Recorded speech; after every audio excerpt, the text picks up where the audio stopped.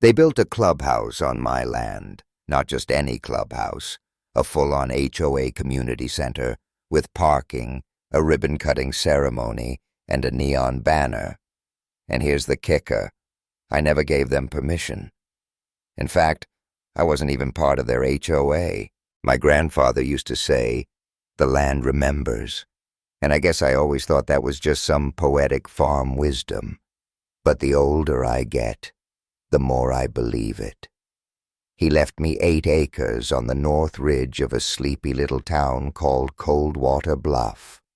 Land that once held rows of northern gold apples, now just soft hills and the scent of old cider in the soil. I lived 2 states away, still do.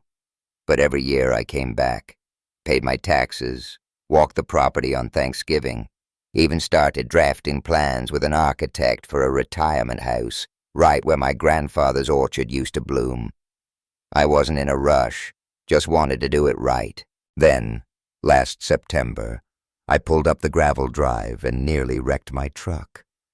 There was an asphalt path cutting across my land, right over my survey stakes, leading up to a beige building with vinyl siding and a plastic banner, Ridge Hills Community Clubhouse. The lot was packed. Cars lined up like it was a Sunday tailgate. I counted 20 before I stopped breathing properly. There were folding chairs, speakers, balloons, and one woman setting up streamers by the porch. She had a laminated HOA president lanyard hanging from her neck like a sheriff badge. I parked, walked up, calm, polite, and said, "Hi there.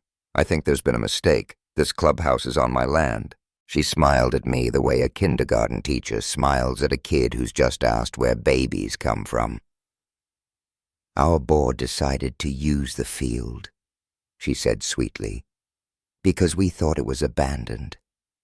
No one's touched it in years, and the subdivision didn't have enough room for amenities. It was the best choice for the community." I blinked, tried to keep it together. "My name is still on the county register," I told her. "Boundary pins are 40 feet behind your back wall. That's not community space, that's mine." She shrugged, literally shrugged. "Land needs to be flexible," she said. "And you're not a member of the association, so you're not bound by our decisions. But we are, and we acted in everyone's best interest." I didn't scream. I didn't throw anything. I just got back in my truck and drove straight to the Coldwater planning office. That's when it got worse. Inside the permit file was a consent letter, supposedly from me, giving permission to build. My name was misspelled, my signature was crooked, and someone had stapled it behind the application like they knew it might get questioned. The name of the inspector who approved it? Calvin Brooks. And there he was, framed on the wall in a photo, shaking hands with that same HOA president at a ribbon cutting 6 months earlier. My lawyer, Mara, looked at the letter, then looked at me. "Restraint order first," she said. "Then we get the sheriff." Within 48 hours, the judge granted it. I rented a drone that weekend and recorded every inch of that land. They dug a septic field across my future driveway, trenched utilities from their neighborhood into my soil, bulldozed the northeast corner, where the oldest orchard trees once stood, just to pave over it for parking, and then they burned the stumps. The fire scars were still fresh. Monday morning, the sheriff posted the order on the clubhouse doors. By Tuesday, I was the villain of the neighborhood Facebook group. Someone leaked my number. "Out-of-state speculator trying to steal our center." The calls came nonstop. One woman said she'd chain herself to the front porch if I tried to remove a single brick, but then the local news got wind of it. A reporter caught me outside the courthouse and asked, "Why are you fighting the community?" I didn't yell. I just handed her the fake signature, told her about my grandfather, told her about the apple trees. That night's broadcast? Headline, "Clubhouse built on stolen land." Turns out the rot ran deeper. The inspector, Calvin Brooks, He was the HOA treasurer's brother-in-law, fast-tracked the permit in exchange for future consulting opportunities. Emails showed the HOA architect had warned them the footprint crossed into private land. And the president's response? Most rural owners don't check their fences. The judge gave them 10 days to vacate. So what did they do? Throw a farewell party? Mara just smirked. Let them. But I called in an anonymous tip. Something about possible fire code violations. At sunset, the fire marshal arrived unannounced. Found propane heaters stacked inside, extension cords daisy chained through outlets, exit lights missing. He cleared the building and padlocked the doors right then and there. We filed the civil suit 2 days later, asked for the value of the timber they destroyed, cost of demolition, soil remediation, plus punitive damages for trespassing and fraud. Mara added something else, a personal claim against every single board member, citing deliberate misconduct. 6 weeks later, Calvin Brooks was charged with forgery, resigned before trial. The occupancy certificate for the clubhouse? Voided. Insurance? Cancelled. Then winter came. A pipe burst. The drywall caved in. The building started to smell like wet rot and bad decisions. In deposition, the treasurer admitted they skipped the land survey to save costs. Used an old photocopy from 20 years ago. Scale bar unreadable. The president, under oath, admitted to adjusting the consent letter because the community needed momentum. When the trial began in March, the courtroom gallery was packed. Some folks came to cheer, others came to gawk.